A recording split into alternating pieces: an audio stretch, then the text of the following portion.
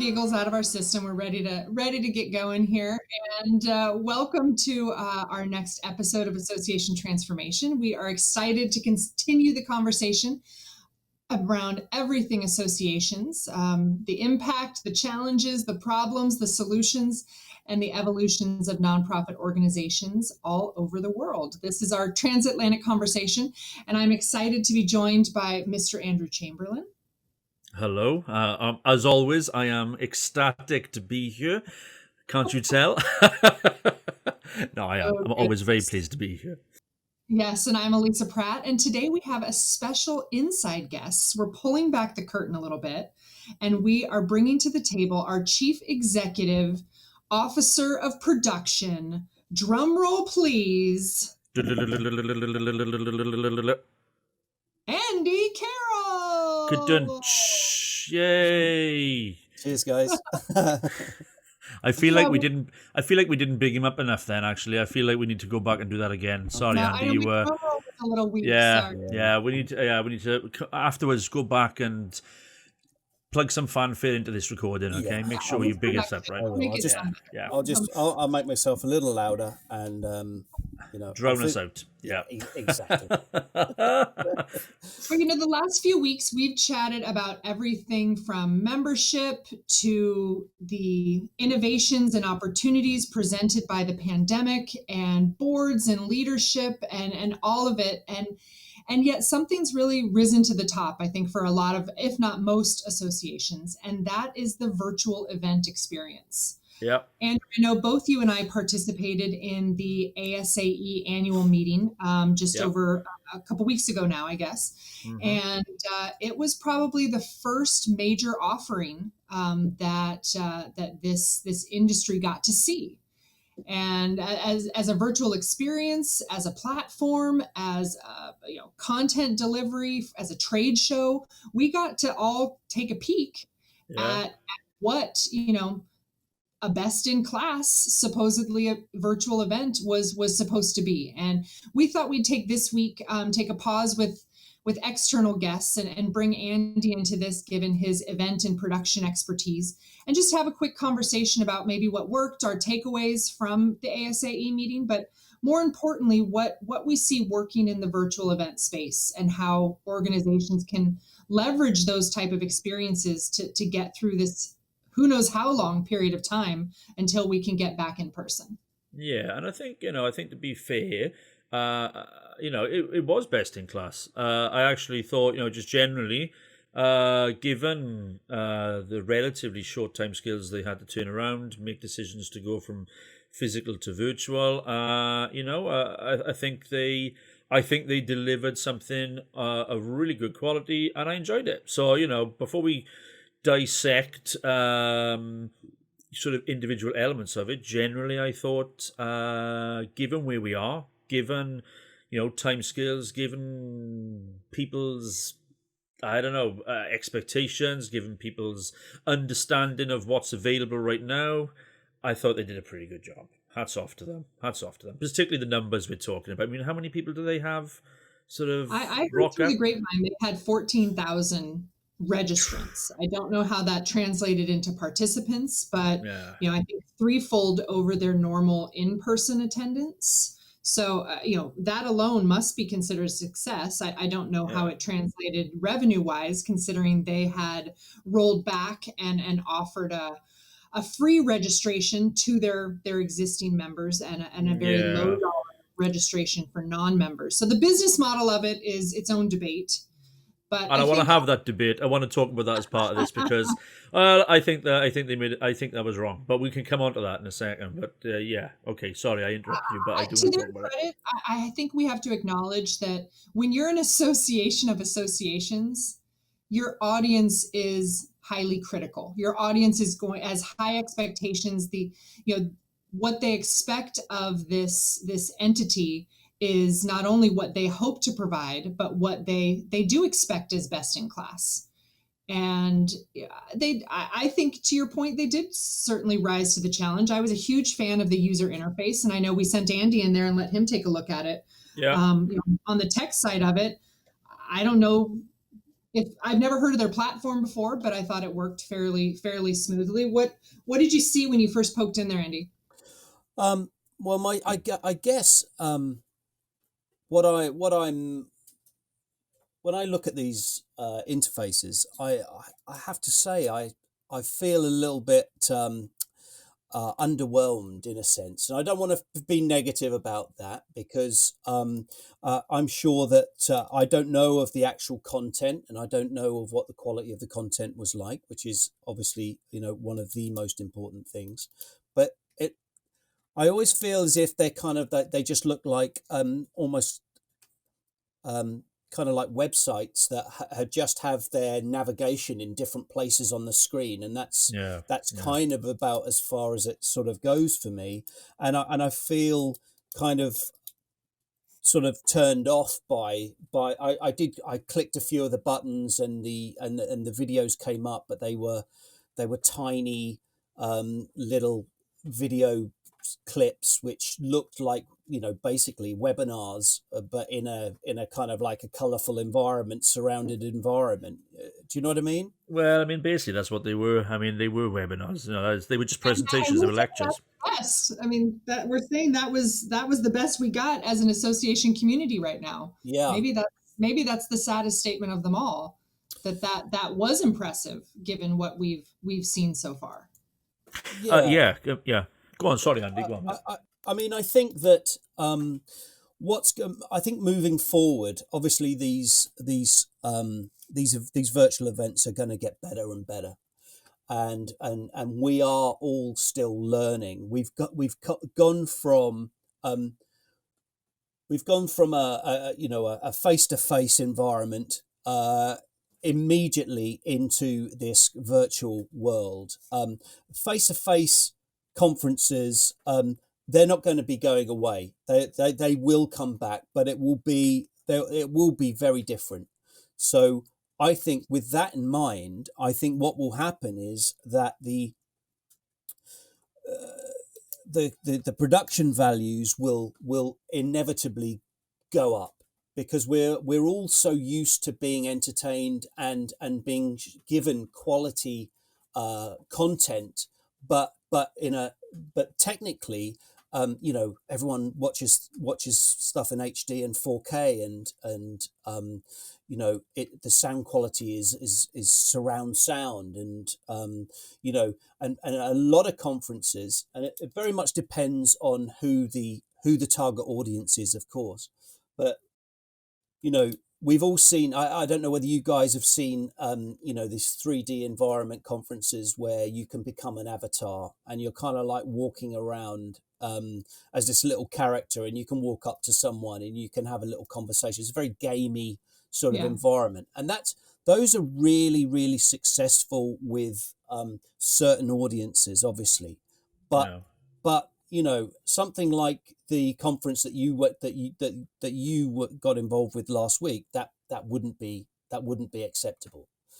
But the Yeah. gamification of events, other than the little avatar walking around the hall and moving from room to room, the delivery of the content, is it any different? I mean, I see people talking about this avatar gamification of events, and it may look, I don't know, different on the outside, but it's not different on the inside. No, you're absolutely right. And I think that at the moment, what we're all sort of suffering from is literally, we're just trying to make something look different rather than it actually meeting some kind of real need. And I would suggest that a lot more prep needs to go into these conferences and virtual events prior to the event. There are so many questions that need to be asked. Who the target audience is, how many people are going to be. I mean, 14,000 you mentioned as a number.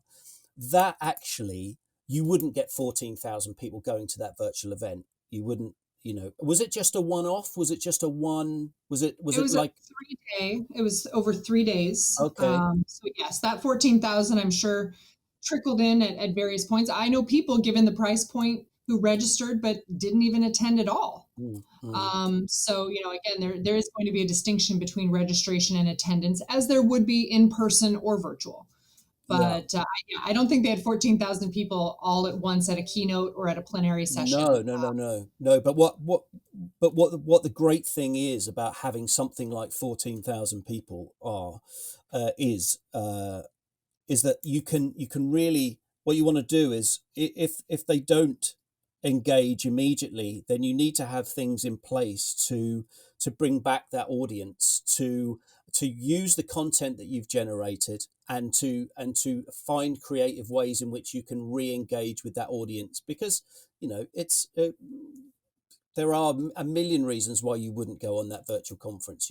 Anything as simple as, we're all busy with emails and other meetings, and it's important. I again, were there many was there much were there many interactive tools inside there? Were there any calls to action? Were there any downloads?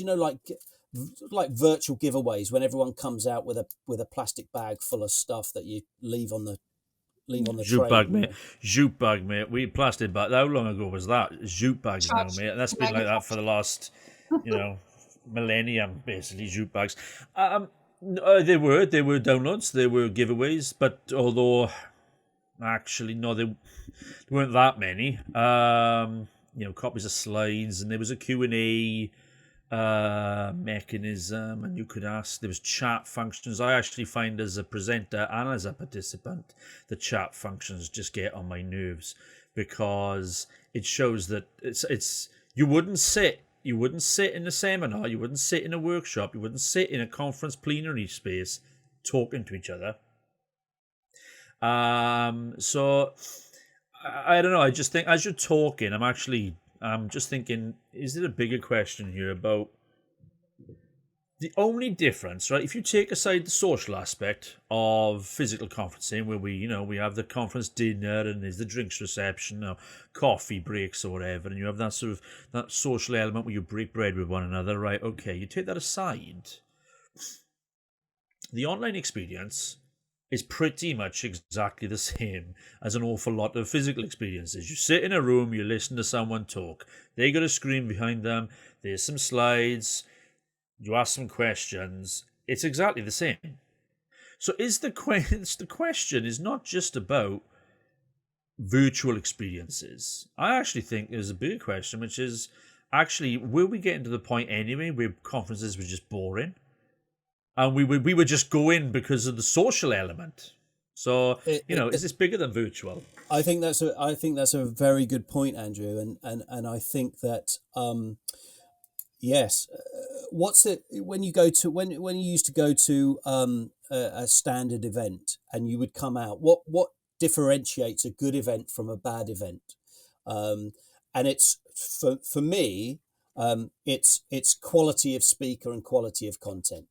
So if I'm not interested in listening to someone that's not engaging, that hasn't got energy, that's not that they have to present with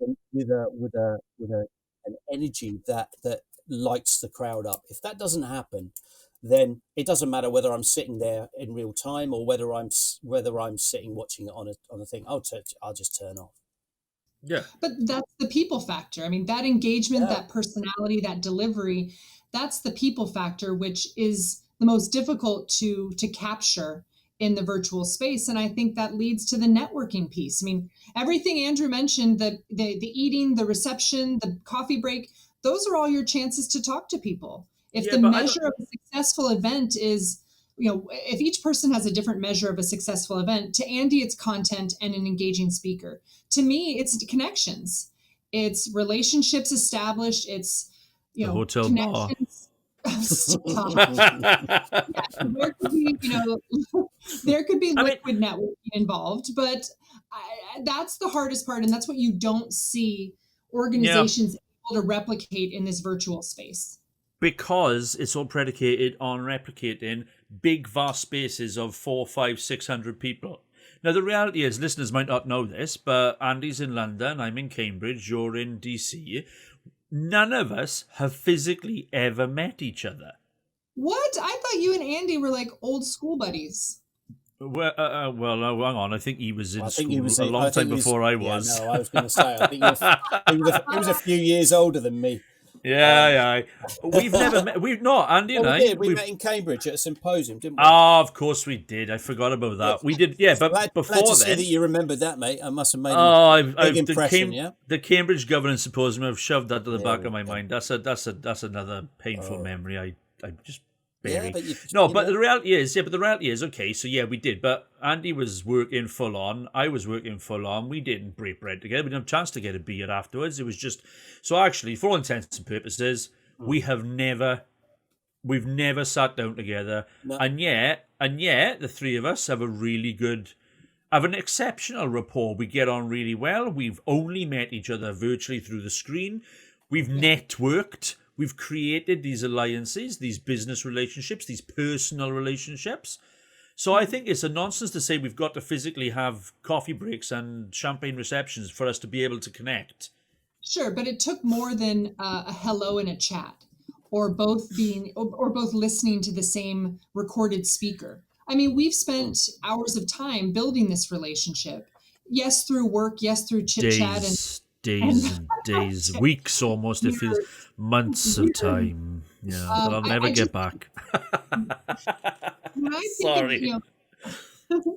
when I think of the new association executive being thrown into this world of having to put together a virtual event, the first goal for me is totally blowing up expectations and resetting them Yeah, to in line with what a virtual event is capable of. absolutely. You can't allow your board or your leaders or your members to think that anything that you host Yeah. on the computer is going to come anywhere close to even the boring conference they used to go to before. And I think this whole thing exposes the boring content even more so. Yeah, yeah, Content that might have absolutely. been boring in person, with a guy standing behind a podium, at least you could, you get up and leave, or you snicker under your breath with the person sitting next to you, you move on to the next session and it becomes something you laugh about. Now you put that content online for 45 or 60 minutes and Mm. it's painful. Yeah. I mean, bad content is even more visible Mm. Yeah. online than it is in person. Yeah. I think. I mean, not just. I mean, I think, and I think you are just pointing generally to an issue that I mean, I think we've understood the issue for a while now in terms of conference content. I think increasingly I've seen conference content become too generalist. Everything's almost directed at that entry level. You're new to the industry. Now, it's very, very rare that I will look at conference content and think, "Whoa, my God, that is full on. That is really deep. That is technical. That's assuming I've got a level of expertise that that goes back a long way." And so I think there's generally a question mark about the quality of conference content. But actually, I think what at the moment has been missed, and I think it's just because of time. I think it's because of such limited time constraints that everyone's had to sort of immediately turn things around. We've got economic headaches. We've got to make sure that we do something. We can't, blah, blah, blah. We all know what the arguments are. But what we've done is we've continued to only talk to our event management professionals whose expertise in event management is within the physical environment. What we need is our technical experts, our producers, our the guys who understand the tech to be working in partnership with the event managers, because the event managers know most of them know what makes people tick in terms of the experience they want from an event, but they don't necessarily understand hardly any of what is capable or what the tech is capable of delivering. And that's why we need that collaboration of tech expertise and insights and understanding, as well as the personal expert, the understanding of what makes people tick. And that's what, to my mind, has been fundamentally missing over the last 6 months, is that no one's put those two together. Sorry, go on. Well, and I think sadly, instead of talking to producers and event professionals like Andy, people are talking to tech guys. They're talking to web Yeah, designers and, yeah, they're talking to the coders and the gamifiers who want to sell you a platform. They're yeah, not talking to the event technicians to design these experiences. And so tech meaning one thing has been replaced with tech meaning something else. A tech device. Absolutely. And I think what rounds this up for me is that, and excites me actually about this area, is that you've got to start thinking, or people like me, and people that want to put on virtual productions have got to start thinking like a TV producer. So they have to look at the structure and think, well, yeah, you're absolutely right, Andrew. You know, there are TV programs on that I would watch that Elisa wouldn't watch, and vice versa. And you know, and it has to be thought about on a more specific. You know, no, I don't want to listen to something that I'm not interested in. You know, I'll just turn that off. It's about producing content that is a journey and guides people through that content so that they don't feel lost and they don't feel, and also you've got to have, I mean, we've all had everyone wants to talk. That's a well, good, you're saying such good time. stuff. You're saying such good stuff. We're like, there's energy in us three talking about with us three talking about. Don't put that emoji up. That's not very honestly, nice. Honestly, Elisa and her emojis. I mean, it's a podcast for a start, right? No one can see the emojis. Absolutely. Just letting you know. All right. I know. I just like to entertain myself. But look, this between us three has got energy to it, and we're enjoying that conversation. I'm forgetting to press the capture button as I'm recording. He hasn't recorded it. We've been talking for 25 minutes and he hasn't recorded any of it. We could just take that back to the 5-second mark. That would be fantastic, everybody.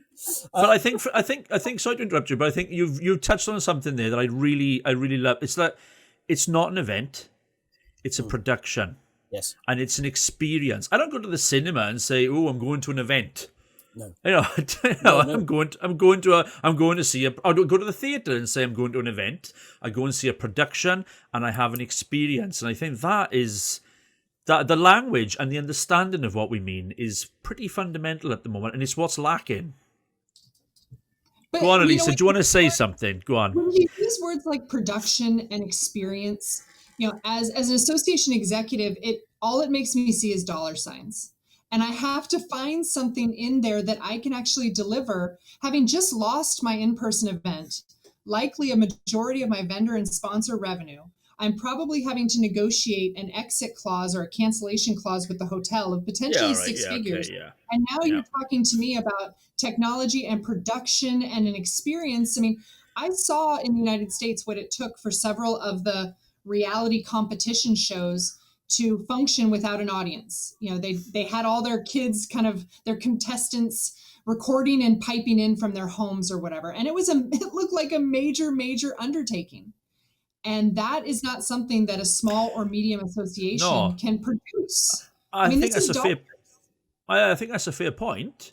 And you're right, a small association couldn't be investing that money if it was also running these, if it was running these physical events. But the reality is, if it can afford to run a physical event, it can absolutely afford to offset the savings of the event by paying for the production, the technical production. But for me, key to it is not just about the costs of it. It's about why are we not charging for it?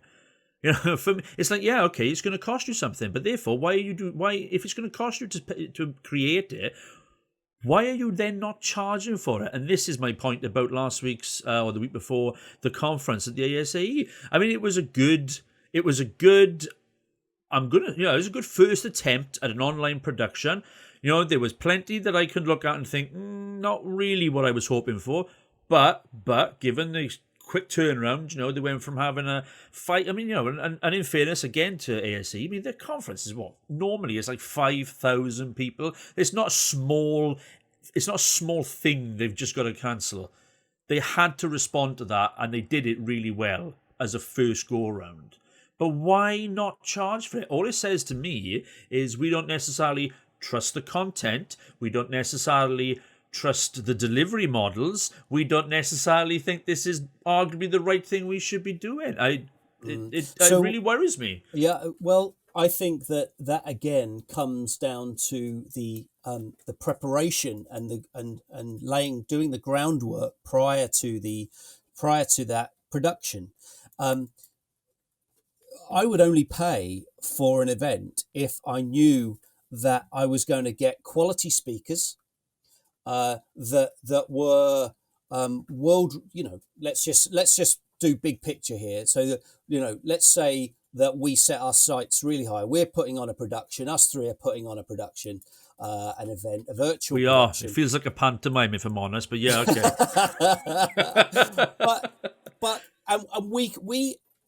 How many times, Andrew, you've contacted some really, really serious people in their field, and in the world pre-COVID, the chances of you getting them to come to your conference virtually zero, because they're too busy, because they're going around. How many times have we all been pleasantly surprised, but really surprised that these top guys? And you're saying, so could you spare us 30 minutes? Could you spare us 30 minutes on blah, blah, blah?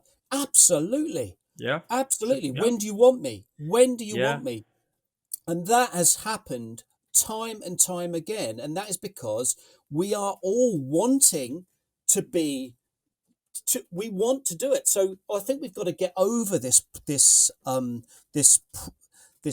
fear of not getting those quality people, and also then spending time with them prior to the production to make sure that their sound quality is good, that they've got the right connection, that they know exactly, because that's the way that you're going to get the engagement and the energy. And then you push that out and you say to everybody, look, we've got this incredible show coming up.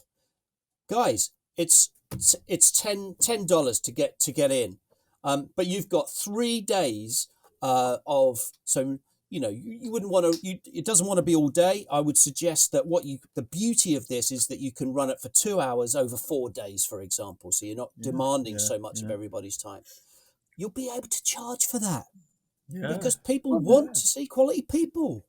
And that's what I don't understand about the conversion for ASAE from in person to virtual. The agenda was already set. And there was, I think, a $1,400 or $1,500 registration price tag attached to it.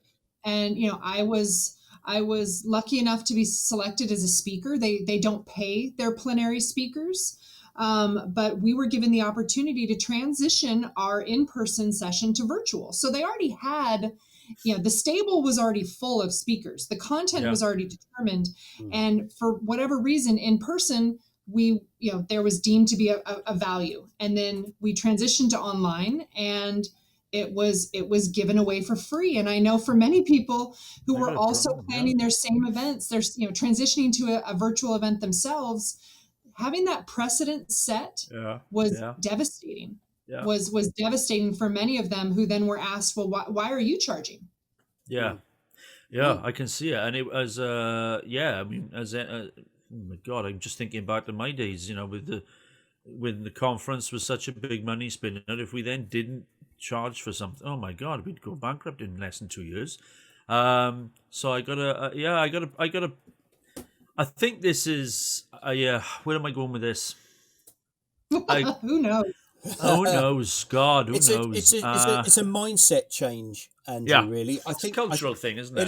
It is, and people don't realize. I mean, I remember, let's just go back to, before Blockbusters, and then Netflix kicks in.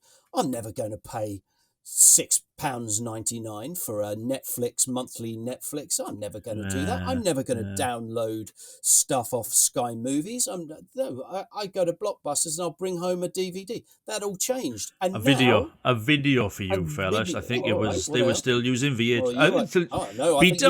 Betamax. They were using when you. I think you were video. What was it? Video 2020. No. Elisa, you're there. This is all too. Do you remember Blockbusters, Elisa? No, I'm too young. Yeah, but do you know what I mean? It's I a do know what mindset you thing. mean. It's a mindset thing, and I think that what will happen is that you've just got to take the bull by the horns. If you're offering quality content with quality speakers, and you've taken the time to prep them, to make sure that it's being filmed properly, that we're not all sitting there listening to somebody with rubbish Yep. speakers and with rubbish headphones and microphones, with some sort of poor camera. What I'm doing a lot now is I'm producing these top tips, so that we can get people to film themselves but do it properly. We're spending time with them we're almost directing them on Zoom, but they are recording themselves with phones and iPads, which are fantastic quality, but it's so easy to get it wrong because it's not their field of expertise. So if you can get people, and it will become easier because you're getting people to do it more and more themselves, and let's get quality content and create that energy and interaction. As soon as we do that, people will start to make money and we'll get a return, not just from the old return thing of like, oh well, I've generated 5,000 emails and contacts and blah blah. Yeah. Cash. Yeah. Those were my big takeaways from the ASAE meeting. To Andy's point, there would be two speakers in a session, and one would have great light and a good camera and be well spoken, and the other person would be in a dark room looking away from the camera, and they're talking about the same thing, but I immediately gravitate towards and respect, with even a heightened authority, the person who is doing it well. Absolutely. So I think you're right that part of it is the production, and it can make crappy content better just by doing it better. Yeah. But on Check the us business out. Check us out with our microphones and headphones. Yeah, it makes it sound like. And what about great content, brilliantly delivered? That's what. Well, there you go, and that's what you charge for. But Exactly. there's so much free out there right now. Yeah. Whether it's on just the internet or within other communities or within associations doing webinars or even podcasts, there's so much free. I'm fearful that the event director, the executive director is finding it harder and harder to make the business case for charging and trying to recoup some revenue from a virtual event. Yeah, I think that's well, a fair point. sponsorship revenue is a to give companies a platform of 14,000 people. Yeah, I mean that should have just been a no-brainer for anybody. Absolute no-brainer. Yeah. Well, and, a couple pods ago, we talked to a couple vendors and sponsors who shared with us what they expect and how they're hoping to engage in a virtual environment. And I wasn't impressed by the ASAE trade show. It was basically a website. It was click here and fill out a form, and we'll contact you and give you a sales. It's so passive. It's so passive. It was static, and it was dull. So I felt for the sponsors in that space, and from what I heard on the street there, the amounts they were going to pay in person were not what they were then asked to pay for virtual. So it has to be high quality for the sponsors to pay too. So they were asked to pay more. Oh, sorry. Go on, Andy. They were asked to pay. They were given a reduction. Yeah. Oh, okay. Well, that's just all apologetic, isn't it? That's a really kind of a negative way of. And I do take your point, Elisa, about you're saying, well, if I've got to pay for this, I've just had a nightmare trying to get my money back from the live event, and how much is it going to cost me? And I think companies have got to realize that, and associations have got to realize that they've got no choice. They've got absolutely no choice but to, if they want to make their virtual face a higher quality, then they have to put the time and the effort, exactly the same time and effort that they would if it was a live event. And not just be apologetic saying, look, I know it's not going to be as good. It is. It's just different. Yeah. Because otherwise, you have to reset the expectations. Absolutely. So that you're not being, so as the leader, as the staff leader, you're not being measured against last year's in-person event. They're apples and oranges. You have to reset the expectations and then do the work necessary in those different channels. Because the reality is, all that told me last week was that I'd have been paying $1,500 for 2 lunches and a dinner. And I, and then I didn't go. I didn't have to physically turn up. I still got exactly the same content as I was gonna get. So I was just paying $1,500 for dinner. That's what they're telling me. See, I was the opposite. I mean, the content was the content, but it showed me that in-person events will be back as soon as it's safe, and people will be hungry for it, and that I look forward to next year, because it's what I can't get online that I'm still craving, and that is my objective out of these meetings, and that's the networking, the connectivity, and the human factor. But they will be different, Elisa. They will. They won't be. It won't be the same. It won't. You will never. I saw a thing from one of an email from one of Andrew's associates, and the parameters that they were placing around live events now is so ridiculous, Yeah. and is so prohibitive that no one's Yeah. going to do it. They have name badges that have a no handshake or no hug logo on them. So Yeah. you know, if you walk up to someone, Oh man. how comfortable they are with physical content. Or Oh, it's you been- have it's a bracelet of red, yellow, and green, and that tells you whether you can come up and hug someone. Oh, it'll absolutely be different. Yeah. yeah. But how can we? What we're looking for, and just my final gambit is the challenge really with that. Looking forward, is that how do you integrate the live event, the live face-to-face idea with a virtual, because they will have to work in unison together, and that's the challenge, and is actually quite an exciting challenge, I think. Work in unison, or do you mean complement one another? Because that's a different sort of. I think that they will work together. I think there will be.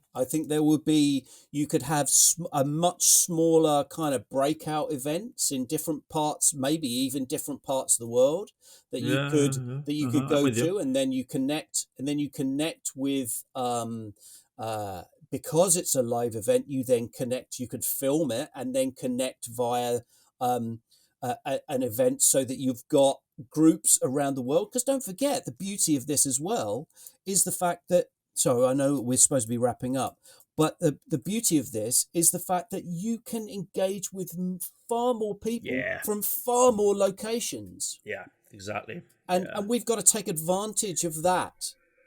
Yes, I completely agree. The irony being that, we can't go anywhere, but actually we're managing to connect with far more people globally than we've ever been wanted to do, or had the kind of incentive to do. Yeah, carbon footprint, you name it. It's flights are going to be more expensive. We've got to really start thinking about how we can connect the two areas. Yeah. And at the moment, it is for me, everywhere is an apologetic website with very poor visual content, and so I'm go on. Last point, is it, Lisa? I just love that this really is the embodiment of association transformation. And we can't even talk about this as a short-term stopgap. No. To Andy's point, everything is going to change and continually change. This is an evolution, and this is not only our agile response to an unfortunate circumstance, but an opportunity. And I don't know, I love these topics that really bring us back to our purpose and the purpose of these conversations, because I believe this is the opportunity and for association transformation in real world terms. Yep, sorry to get sentimental. No, I'm just going to wipe the tear away. Wipe that tear away. I'm going to just compose myself. Well, I make absolutely no apology for the poor quality of our audio content, and just take this opportunity to thank Andy for stepping in front of the curtain this week. I know that, Elisa and I are difficult talent to manage sometimes, but, we have high expectations of you, if not for ourselves. But thank you so much, Andy. I appreciate it. And I love actually, I'm going to echo what you just said there, Lisa, which I think, this is what we've discussed today, that kind of step change in understanding of how we deliver things and what we deliver and the value we place on it. You're absolutely spot on. That is association transformation. I just love that we espouse high production value, and we did a finger drum roll. Well, Got to start somewhere. I mean, next week we will have I'll have 2 pencils next week. I'll use 2 pencils on my desk next week. Right. So thank you very much. If you're still listening, thank you very much for listening this week. As always, if you want to join us on the pod or you want us to discuss something in particular, do please email us at hello@yourconsort.com, or you can tweet us at Association Transformation. I have no idea who we're talking to next week. I think we're recording these out of order, but I look forward to speaking to whoever it is we're meeting next week. And then it's going to be great. Like I say, I make no apology for this poor quality. Until then, what is it we say, Elisa? We say stay well and focus on your members and your mission.